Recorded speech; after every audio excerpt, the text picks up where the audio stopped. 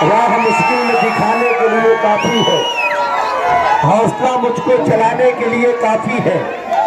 राह मुश्किल में दिखाने के लिए काफी है, हौसला मुझको चलाने के लिए काफी है। तेरी आवाज पे ये दौड़ के आई हुई भीड़ होश दुश्मन का उड़ाने के लिए काफी है। जोरदार तालियों से आपके हमारे लीडर अली जनाब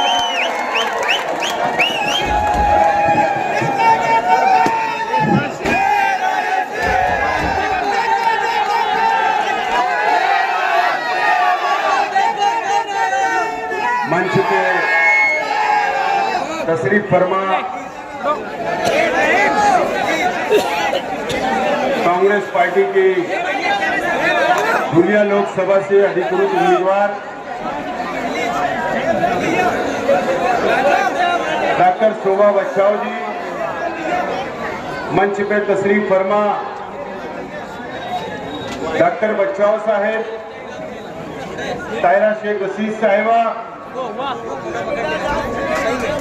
हाजी यूसुफ साहब और मंच पे तशरीफ फरमा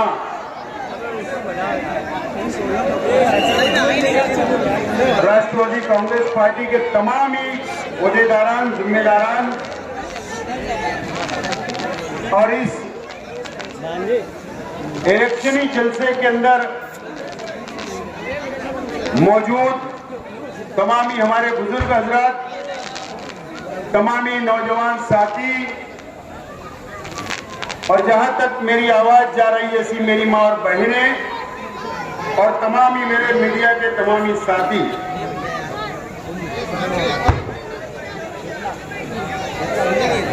मैं राष्ट्रवादी कांग्रेस पार्टी की जानिब से और मालेगांव शहर की जानिब से इंडिया अलायंस की उम्मीदवार डॉक्टर शोभा बच्चाओ का मालेगांव शहर के अंदर ये पहला इलेक्शनी जलसे के अंदर मैं स्वागत करता हूं और इस्तेकबाल करता हूं।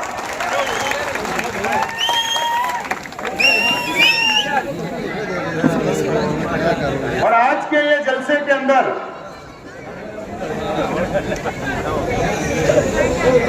आज हम थोड़ा, भाई साइलेंस, मेरे को थोड़ा सी आप बात आपस में मत करो बच्चों, थोड़ा सी प्लीज। और मैं अल्लाह से दुआ करता हूं कि आज हम शेख रशीद साहब के बिना पहला पार्लियामेंट का इलेक्शनी जलसा ले रहे हैं। मैं अल्लाह से दुआ करता हूं अल्लाह ताला शेख रशीद साहब को जन्नतुल फिरदौस में आला से आला मुकाम अता फरमाए। आपको भी शेख रशीद साहब की कमी महसूस हो रही होगी और हम परिवार के लोगों को तो हर मिनट के ऊपर उनकी कमी महसूस होती है। अगर आज शेख रशीद साहब होते तो हमारी इस मंच के ऊपर बैठकर सरपरस्ती करते, तकरीर करते और आप लोगों से वोट मांगते और हमारी क़यादत करते। मैं सबसे पहले मैं तमाम ही शेख रशीद साहब के चाहने वाले, शेख रशीद साहब के पुराने नए, हमारी मां और बहनें गुरुवार वार्ड की जो शेख रशीद साहब को बहुत मोहब्बत की आप लोगों ने और पूरी शहर की आवाम से मैं अपील करता हूं कि शेख रशीद साहब थे तो वो हमारे परिवार की सरपरस्ती किया करते थे और आज शेख रशीद साहब नहीं है तो मैं आप लोगों से अपील करता हूं कि आप लोग मेरी और मेरे परिवार की सरपरस्ती करें और हमारा साथ देने का वादा करें।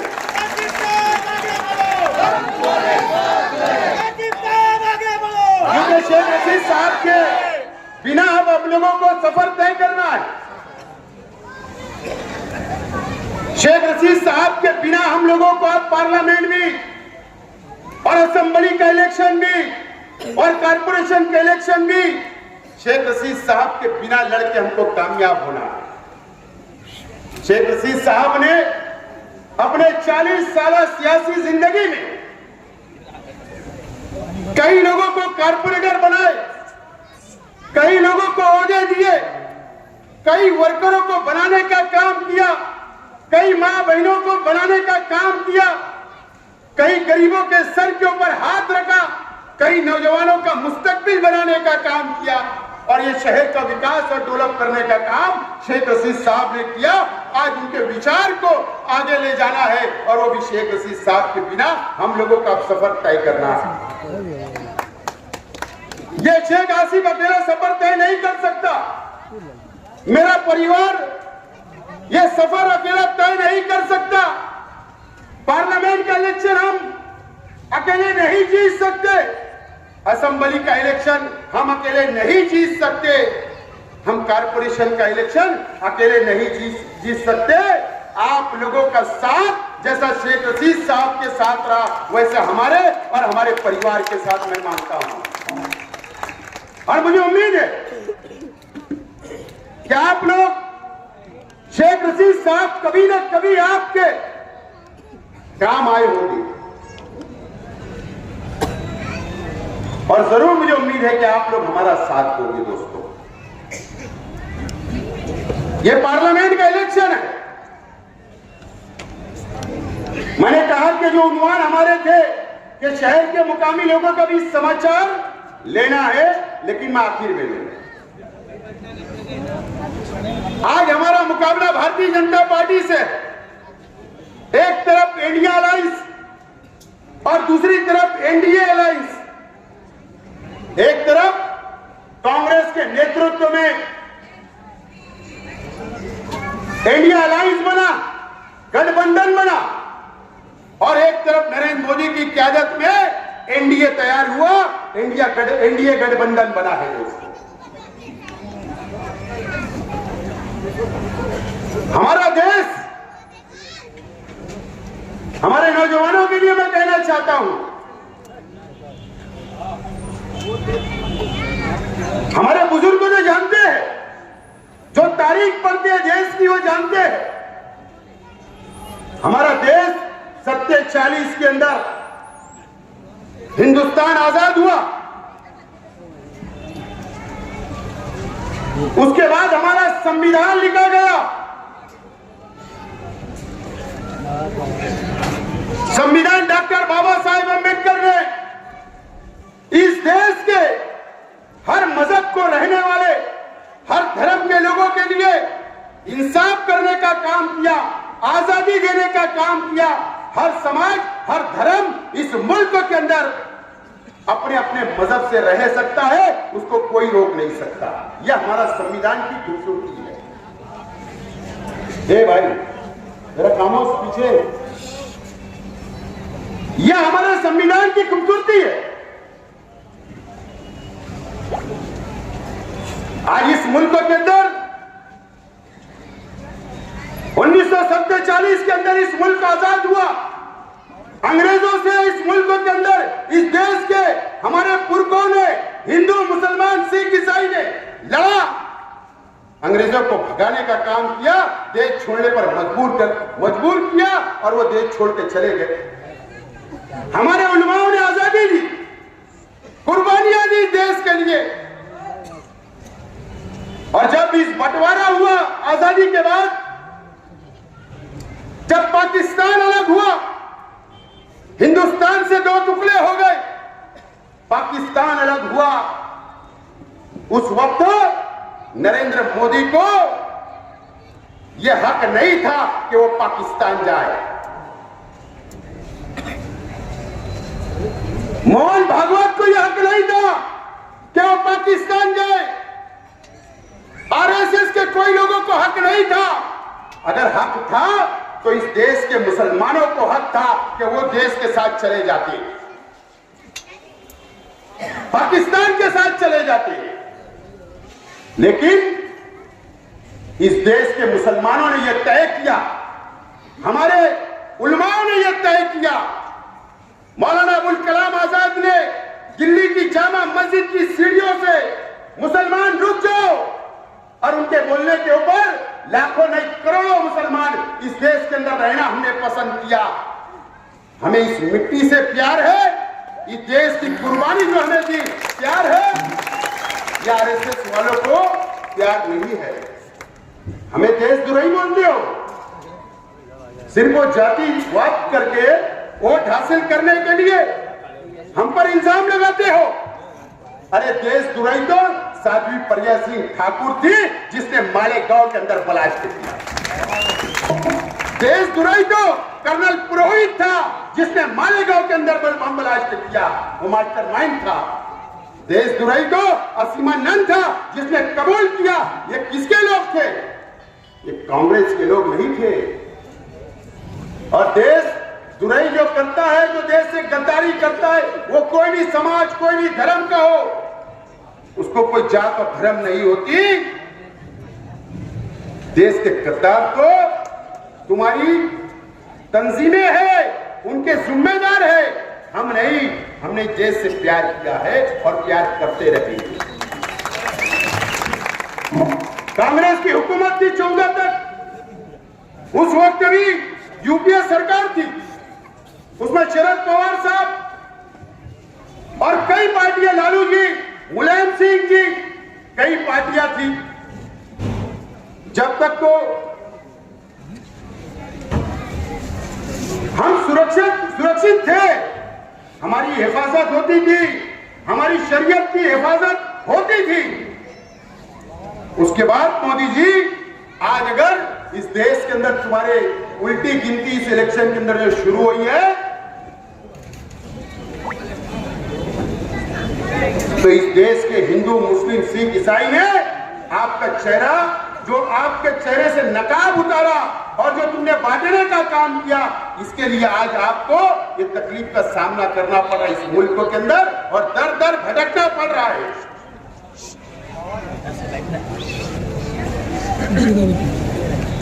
भारतीय जनता पार्टी की सरकार आई, हम बहुत जल्दी भूल जाते। मेरी मां बहनें इधर गलियों के अंदर सुन रही होगी, याद करो वो दिन जब ये भारतीय जनता पार्टी की सरकार ने ट्रिपल तलाक का बिल लाया, हमारी शरीयत के अंदर मुदाखलत करने का काम किया। क्या इस देश का मुसलमान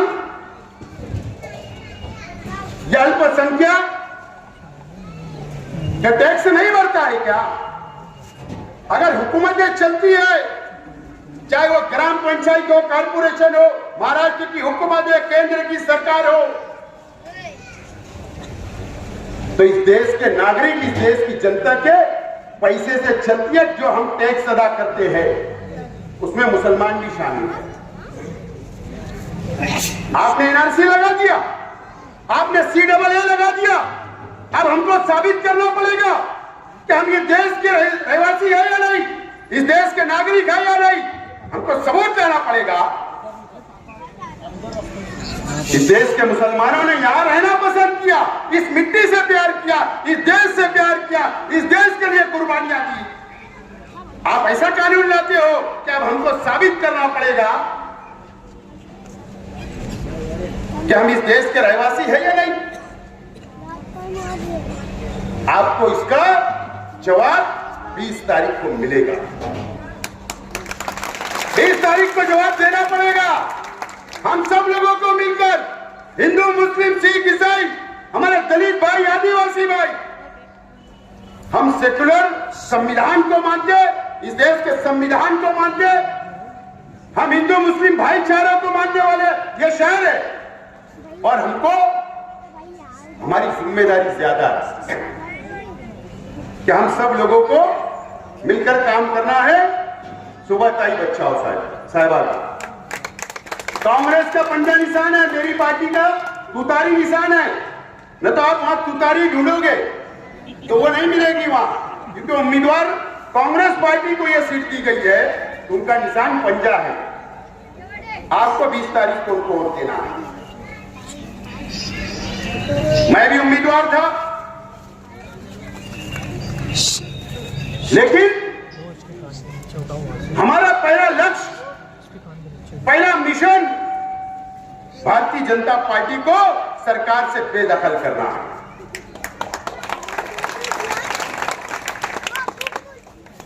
हम वापस हो गए। मौलाना उमरान साहब ने भी ख्वाहिश जाहिर की, लेकिन एक मजहबी आदमी है, हमने हिमायत का ऐलान किया था कि मौलाना लड़ेंगे, हम आपके साथ हैं। मौलाना वापिस हो गए। हमने ताई का पाठिंबा दिया, मौलाना ने आशीर्वाद दिया। हमारा पहला मकसद, हमारा पहला मिशन भारतीय जनता पार्टी को बाहर निकालकर फेंकना है। हम हमारी आपस की लड़ाई और कभी मौके से उम्मीदवार हो, लेकिन आज वो वक्त नहीं है। ये शहर के अंदर आप भी सोच लेंगे अजीब और गरीब सियासत चल रही है कि नहीं? लेकिन आज मुझे थोड़ा सी बंधन है, न तो समाचार तो बहुत अच्छा ले सकता हूं, बंधन है, इसके लिए मैं बहरहाल बोलना भी तो जरूरी है, क्योंकि वो छोड़ेंगे क्या अपने को? उनके जलसे में छोड़ेंगे तो अपने को क्यों छोड़ने का? नहीं छोड़ेंगे।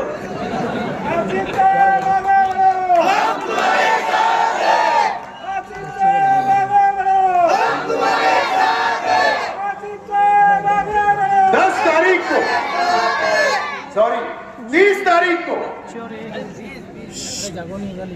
यह शहर के अंदर कौन सा लीडर मालेगांव शहर में नहीं था? आप लोग ढूंढो,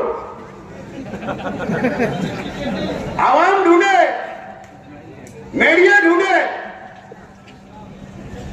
कौन कहां गया था, किससे बैठक चल रही थी? वो 100 किलोमीटर दूर गए थे, हमारे जिले के हेडक्वार्टर में गए थे, क्या रियासत के हेडक्वार्टर में? आप ढूंढो। लेकिन बहरहाल देखो, एक बात समझ लो, मैंने पार्टी ऑफिस के जलसे के अंदर कहा था, मीटिंग के अंदर, कि कुछ तो खिचड़ी पक रही है, वो हरे कलर की है या कौन से कलर की मुझे नहीं पता। कभी कभी सियासत के अंदर और हमारे मुफाद के अंदर, कौम के लिए, देश के लिए, सेकुलरिज्म के लिए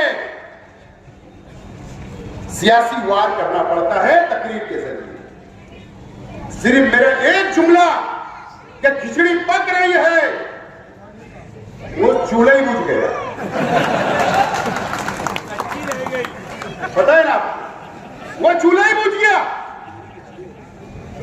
पानी डाल दिया गया कि अगर ढक्कन खुला और उसका कलर समझ में आ गया तो यह शहर कभी माफ नहीं करेगा, कभी माफ नहीं करेगा। इन्होंने अपनी मुंडली की तरह अवर के रख लिए, चूल्हा बुझा दिए और खामोशी से अब हम ऐलान करेंगे। बाकी अभी ऐलान ना जाने कौन से बैनर में करते, मुझे ज्यादा नहीं बोलना है, लेकिन कुछ लोग धुलिया से लेकर यहां तक इतना कारपोरेटर, इतने ये उतने ये। मैंने आजकल सुना कि शाइनिंग 4-5 दिन की जो हाव भाव और शाइनिंग थी ना, शाइनिंग भी उतर गई। आज की रिपोर्ट है मेरे पास, बिस्सी उठने वाली थी, वो कैंसिल हो, वो बिस्सी वाला ही भाग के लेके मारा। तो चेहरे की रौनक, चेहरे की खूबसूरती, लाली पाउडर सब उतर गया, सब उतर गया। और हाजी यूसुफ साहब, मैं आपको बोलता हूं कि अल्लाह का करम है, शेख रशीद साहब ने जो ये हरा भरा करके गया, जो इनसे मोहब्बत की, अल्लाह का करम है कि हमने आज हमारे बलबूते के ऊपर हमने आज ये जलसा लिया है, हमारे बलबूते के ऊपर, ये वर्करों के बलबूते के ऊपर, ये शहर के आवाम के बलबूते के ऊपर। तो मेरा चैलेंज है कि इंडिया अलायंस के लोगों ने भी अपने बल पर लेना, बाहर के लीडर के भरोसे जलसा नहीं, बाहर के लीडरों के भरोसे नहीं। फला आएगा तो हम गलती लगेंगी। अरे वो बंदर भी मदारी आता ना तो भी लोग जमा हो जाते हैं। तो ये सब होना चाहिए, दूध कर किसी को असेंबली लड़ना है, किसी को मेयर बनना है, सब बनिए। ये आजाद हिंदुस्तान है, सबको अधिकार है, सबको मैं दावत देता हूं, सब बनिए। लेकिन मैं आज तमाम ही लोगों को, खास तौर पर गुरुवार वार्ड की आवाम को, शहर के शेख रशीद साहब के चाहने वालों को, मेरे चाहने वालों को, पार्टी के चाहने वालों को मैं कुछ बातें बोलना चाहता हूं। शेख रशीद साहब का इंतकाल हुआ, कितने महीने हुए? 5 महीने।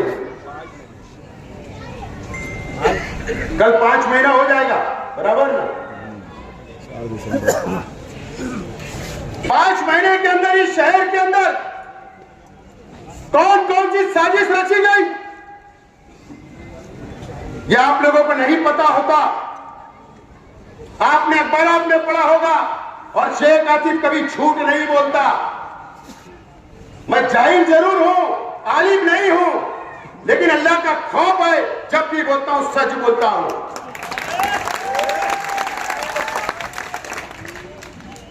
क्या श्रीरामपुर के लोग यहां नहीं आए थे? किसके लिए आए थे? मेरे परिवार में से 1-2 लोगों के ऊपर फायरिंग करने के लिए, कत्ल करने के लिए आए। अल्लाह का करम है, मुझको पता चला। शहर छोड़ना पड़ा उन लोगों को।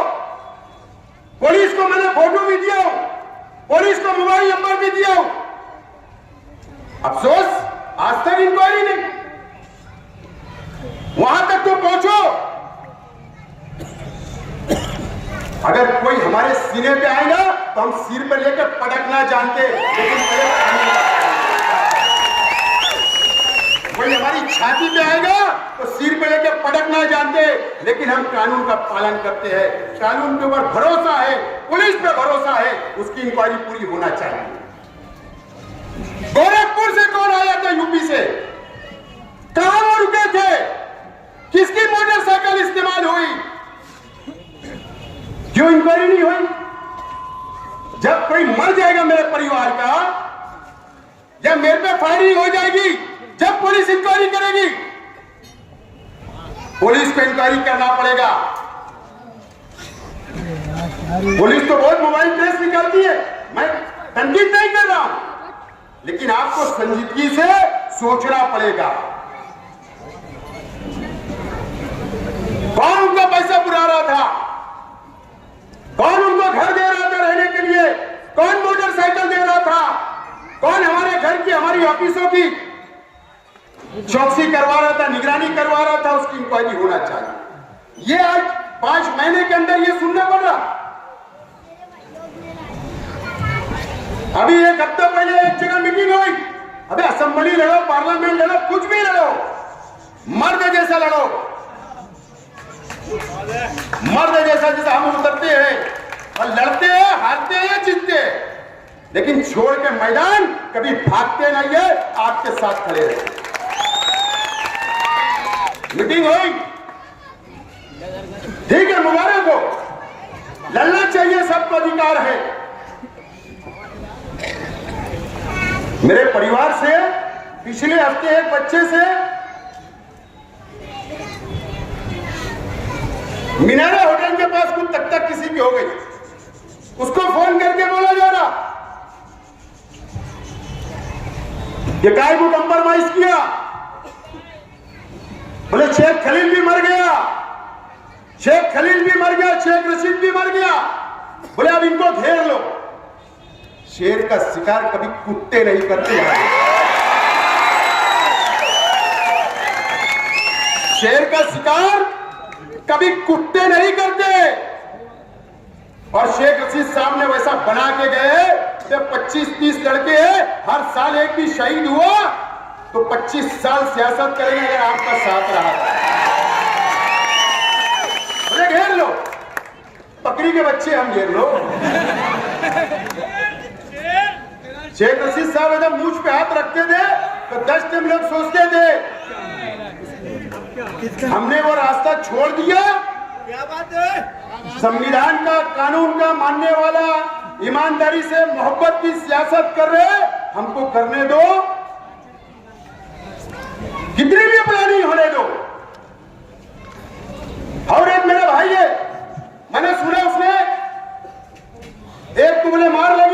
सुपारी लिया, दूसरे को ट्रांसफर कर दिया। बोले क्या?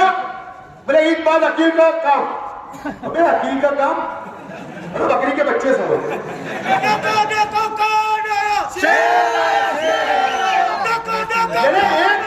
एक आदमी रहा, एक परिवार दुश्मन रहा तो समझ सकते। अबे तुम कुत्तों की जैसा एक होने के बाद मिलने की बात कर रहे हो। सुपारी दे देना, सुपारी दे देना। पुलिस डिपार्टमेंट से मेरा बोलना इंक्वायरी करो। मैं पब्लिक नेता हूं, मास लीडर हूं, पब्लिक का लीडर हूं, पब्लिक में रोज घूमता हूं। अगर मुझको या मेरे परिवार के लोगों को बाल बराबर भी अगर खराश आई तो याद रखना पुलिस डिपार्टमेंट, मैं आपके ऊपर भी कानूनी चढ़ाई करूंगा। ये बात को नोट कर लेना। अगर हमने कुछ गलत किया, कानून हाथ में लिए तो करो ना कार्रवाई, केस बनाओ, जेल में डालो। कौन डरता है? बाजू के मंत्री से तो नहीं डरे हम, हमने उनके खिलाफ लड़ा तो डरे क्या? लेकिन मैं आज सुबह हाजी को बोल रहा था कि तुम ताई को लेकर चले जाओ तकरीर के बाद। बोला आज फायरिंग होने वाली है ना जबान की। AK-47 चलाने वाला था भाजपा पे, RSS पे, क्योंकि उन्होंने इतने तकलीफ मुसलमानों को दी, इतने कानून बनाए। मैं कानूनी बात कर रहा हूं भाई, लेकिन मैंने मर्यादा में बोल रहा। लेकिन अब ये शहर में नहीं, न चलेगा नहीं, और न इस देश के अंदर जो इलेक्शन हो रहा है एनडीए वर्सेस इंडिया अलायंस, यह हमारी अपनी जिम्मेदारी है कि 20 तारीख को घरों से निकलना पड़ेगा। मां बहनों को भी, नौजवानों को भी, बुजुर्गों को भी।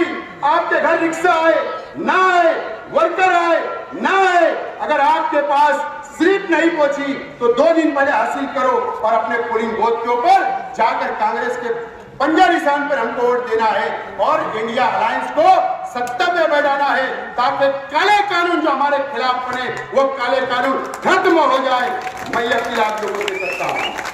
कांग्रेस से इख्तिलाफ हो सकते, मेरे तुम्हारे हो सकते, मुल्कों के हो सकते, लेकिन ये जगह नहीं है, ये वक्त नहीं है। पहला नंबर बीजेपी हमारा दुश्मन है, उसके अलावा हमारा कोई दुश्मन नहीं है, सब हमारे भाई भाई है। हम अलायंस में देखो कितने लोग की तस्वीर लगी है, सोनिया जी, ममता जी,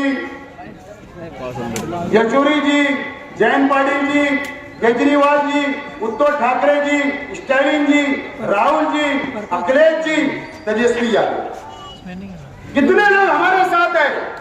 ये अलायंस अगर जीत जाएगा तो हम सुरक्षित रहेंगे, काले कानून नहीं बनेंगे, हम आजादी से जी सकते हैं। और इंशाअल्लाह मुझे उम्मीद है कि हम सब मिलकर, हिंदू, मुस्लिम, सिख, ईसाई मिलकर ये भाजपा का खात्मा करेंगे और 4 जून को जब नतीजे आएंगे तो इंडिया अलायंस की हुकूमत बनेगी। मैं आपसे अपील करता हूँ 20 मई को वोट देने के लिए निकलना है। बहुत बहुत शुक्रिया, खुदा हाफिज। मुझसे कोई जाने अनजाने में